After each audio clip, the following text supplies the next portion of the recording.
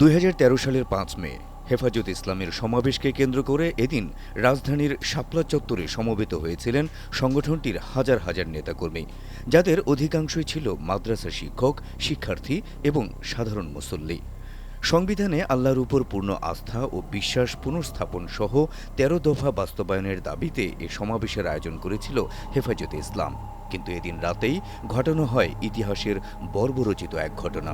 তৎকালীন আওয়ামী সরকার এটিকে অপারেশন শাপলা বা ফ্লাশ আউট শাপলা নাম দিলেও ইতিহাসে এ ঘটনা টিকে আছে শাপলা চত্বর হত্যাকাণ্ড নামে।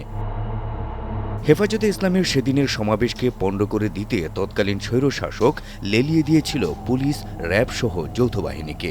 গভীর রাতে ঘুমন্ত হেফাজতের কর্মী সমর্থকদের উপর রাবার বুলেট, কাঁদানি গ্যাস চালিয়ে তাদের ছত্রভঙ্গ করে দেয়া হয়।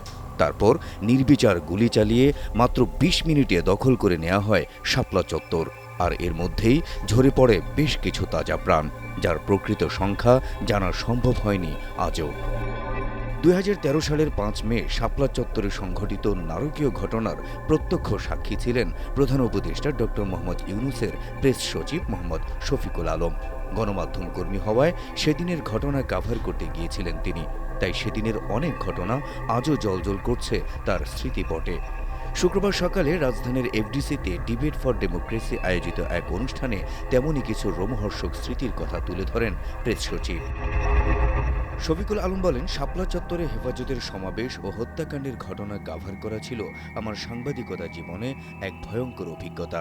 সেই রাতে আল বারাকা, ইসলামী হাসপাতাল ও সিদ্দিরগঞ্জের বিভিন্ন হাসপাতালে গুলিবিদ্ধ অনেকের লাশ পাওয়া গেছে, কিন্তু তৎকালীন আওয়ামী সরকার তা স্বীকার করেনি। হেফাজতের সমাবেশে ঠিক কতজনের মৃত্যু হয়েছে তার সঠিক তথ্য আমরা এখনও জানতে পারিনি। এ সময় ২০১৩ সালকে আওয়ামী লীগের গুম ও খুনের মহোৎসবের বছর বলেও মন্তব্য করেন তিনি।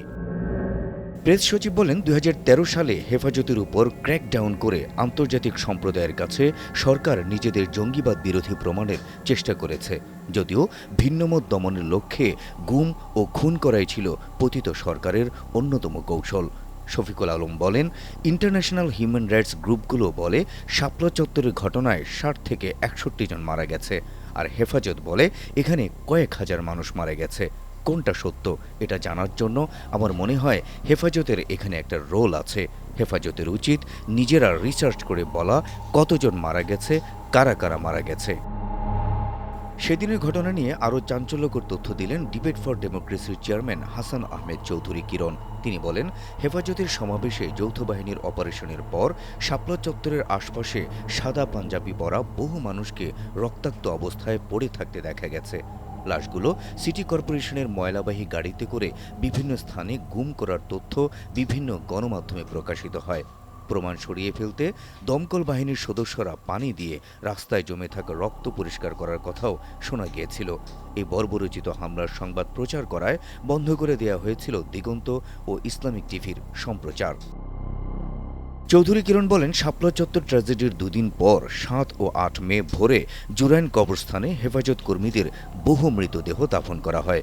তবে সেই মৃতদেহগুলোকে সাভারের রানা প্লাজার অজ্ঞাত লাশ হিসেবে চালিয়ে দেওয়া হয়েছিল।